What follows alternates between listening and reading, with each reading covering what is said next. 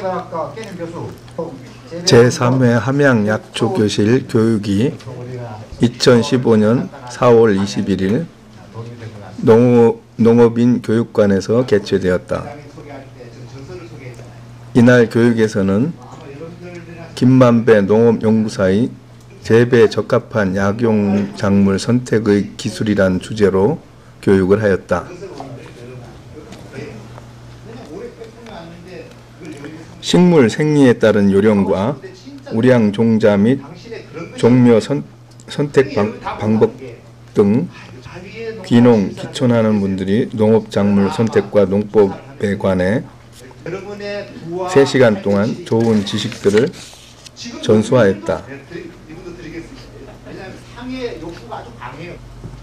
경상남도 농업기술원 작물연구과 농업연구사인 김만배 씨는 들국화를 이용한 베개 등 6종의 특허와 약용작물 4종을 공동으로 품종 등록하고 새로운 소득 창출을 위하여 참중나무, 하고촉, 감국, 한박꽃 단지를 조성하여 약초 산업 활성화에 기여했다.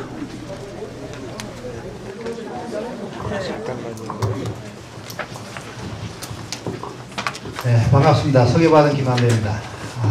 보니까 너무 많이 와가지고 깜짝 놀랐어요. 함양의 약초에 대해서 설명을 MBC 그거 다큐고 3월 23일자 보면은 소개가 잘 되어 있고 그걸 영상으로 좀 편집해서 보내드리려 했는데 기술이 없어서 편집 못했습니다. 네, 오늘은 제가 약초 재배에 관해서 할 것이고요. 그 다음 제가 3시간이거든요. 다음 시간에는 약초를 이용한 정답 어떻게 쓰는가. 그 다음 세 번째는 현장. 제가 약초연구소 함양 안위에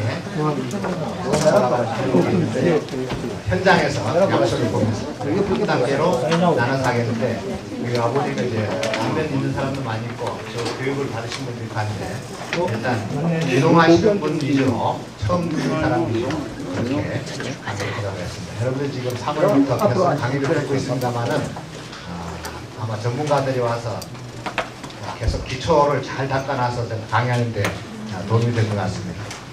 네, 저는 경상남 도청 공무원입니다. 그래서 여러분들에게 공익적인 면에서 유익을 줄 수 있는 말로 하는데 어떻게 하면은 귀농하는 사람에게 좋을까? 귀농한 사람 이런 겁니다. 오늘 이야기하겠습니다만은 농약을 안 치고 비료를 안 하고 농사 짓는 법을 가르쳐줘요. 신기하죠? 여러분들 귀농하는 사람 이거 귀가 솔깃할 게 첫째는 뭐냐면은 농약을 안 친다니까 내한테 좋고 그 다음 돈이 안 들고 얼마나 좋아요. 이런 거 하고 싶었는데 여러분 농사 지는 사람 농약 안 치고 되던가요? 안 되거든요. 농약 안 치고 비료도 안 한다는 게 야 식물을 키우는데 비료 안 크게 돼 있습니다. 근데 제가 뻥치는 것 같이 그리 말하잖아요. 근데 그 재배법이 이렇게 합니다 하는 방법을 쫙 이야기해 주면은 들을 때 자기 생각이 많은 사람은요 그대로 듣는 게 아니고 자기 생각 때문에 잘 안 들어가요. 제가 말한 게. 그래서 자기 방법대로 가서 농사에 가서 보면은 아니더라고요. 쉽게 말해서 아주 쉬운 할머니 예인데 산청에 있는 할머니 예인데 왕겨숙 농법이 저의 특허 작품입니다. 왕겨숙, 왕겨초액이란 말은 왕겨초액이 뭘까요? 왕겨를 가지고 태울 때 나오는 액이죠. 나무를 가지고 나올 때 나오는 액을 뭐라 해요? 바로 그 목초액이 있는데 왕겨는 목초액이라면 안 되잖아요. 우리나라 사전에 없습니다. 그래서 내가 왕겨초액이라는 말을 만들었어요. 어쨌든 간에 왕겨숯을 가지고 농사를 짓는 법을 예전에 가서 보니까 그 사람이 왕겨를 가지고 뭘 갖고 농사를 짓고 있었을까요? 여러분 생각에 숯? 퇴비? 재. 왜냐하면 왕겨를 태우는 걸 막 그리고 막 가르쳐줬죠. 그러니까 이게 자기 생각에는 저게 죄라고 생각하는 게예요. 그러니까 안 들어가는 건 내가 아무리 수시라 이야기해도 안 들어. 이런 거예요. 이게 공송학당이에요. 듣기는 다 들었는데 하는 건 비슷한데 결과는 또 틀려요. 재미있는 거죠. 본인은 경제적 손실이 갔지만. 자, 그래서 오늘 저 이야기는 여러분의 생각이 틀렸다는 건 아닙니다. 듣기는 들으시는데 저의 이야기를 들어서 할 만한 사람은 여기서 제가 볼 때 한 10% 이내밖에 해당이 안 돼요. 그러나 8, 90%의 사람도 도전해볼 만한 이야기를 하니까 이 방법 한번 하실 분은 해보라고 말합니다. 아주 재미있고 여러분이 귀농하신 분은 귀농을 목적이 뭔지 모르고 하고 싶은데 진짜 내는 당신의 그런 것이 없기 때문에 못할 것 같아. 이 정도 돼야 부러움이 대상이 돼야 되지 와서 보니까 정신없이 하면 안 돼. 그래서 여기에서 제가 강의도 많이 다녀보고 사람을 만나보지만 10%는 120명이 12명은 충분히 가능한 사람이고요. 만약 나는 90% 안에 들었다면 도전해볼 만한 건데 안 하셔도 됩니다. 그러나 아주 메리트 있는 거 잘 들으세요. 여러분의 귀농을 할 때는 어떤 생각으로 하면 좋으냐 하면은 저 사람 뭐 약초 이야기로 와서 그러냐는데 사실 약초 먼저 이야기하면 안 하더라고. 약초 재배하는 게 내내 농사법하고 거의 비슷합니다. 그러나 조금 잘 안 돼요. 그러나 의식이 딱 돼 있는 사람은 뭘 시켜도 하더라는 걸 저는 느낍니다. 그러니까 그렇게 생각하시고 이야기를 듣기 바라겠습니다. 보통 여러분들의 농사법, 여러분의 주변에 있는 농민들의 농사법은 어떤 거냐 하면은 땅에서 농사를 짓습니다. 농가 밭에서 짓습니다. 여러분 농사 중에 제일 쉬운 농사가 뭐 생각하는 게 다르지만요. 평범하게 봤을 때 제일 쉬운 게 벼농사입니다. 벼농사가 제일 쉬워요. 그러니까 저렇게 많이 할 수 있는 게 만약 저기에서 제초를 안 하고 초기 제초를 안 하고 하면 조금 어려지만은 지금 현재 하는 방법대로 하면 대농을 할 수 있는 게 벼농사예요. 이런 게 농사법이 있어요. 그 다음 콩농사, 감자농사 뭐 이런 것들이 있습니다. 이런 거를 일반 농사법, 이거는 땅에서 농사죠. 누구든 여러분이 지금 당장 고추 농사 하려 해도 다 특이하게는 못하지만 할 수 있다. 이거를 땅에서 짓는 농사라고 지금 제가 말하는 겁니다. 그러면은 제가 말하는 건 뭐냐면은 땅에서 하지 말고 여러분 여기서 한번 해보라. 이게 12%에 해당되는 10%에 112명이 해당되는 겁니다. 이게 뭐냐? 바위입니다. 바위. 바위에 농사를 짓는 법을 해보라. 그러니 여러분이 다 못하는 게요. 아 이거 저거 언제 하게 되나. 바위의 농사법은 여기에 나무를 심는 농사, 고추를 심든 뭐를 심든 나무를 비유하는 소나무를 심는 농사하고 여기에 소나무 농사하고는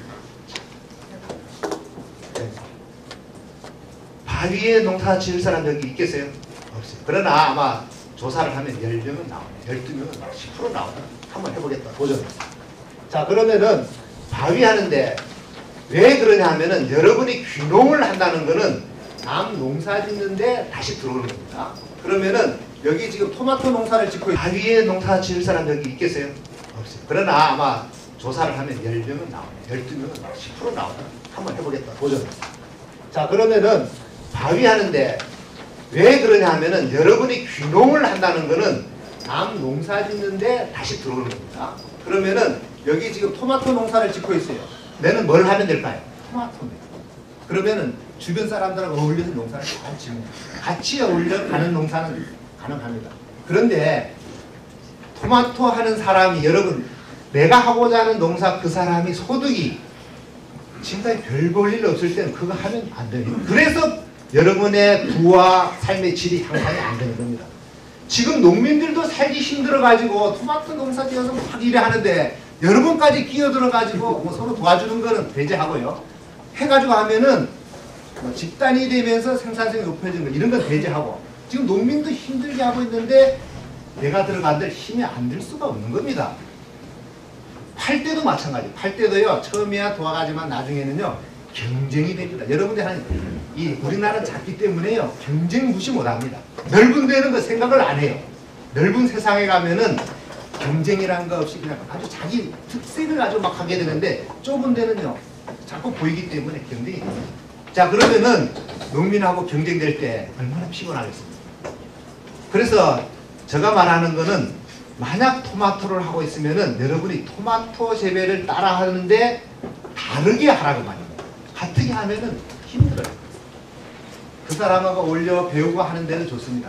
그러나 나중에 1년이 지나고 이제 3년이 지나고 나면은 이게 경쟁의 대상이 됩니다.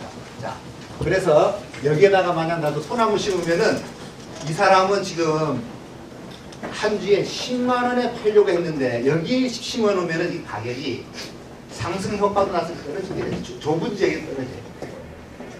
좋은 점도 있습니다. 그러나 제가 말할 때는 대부분은 경쟁의 대상이 돼요.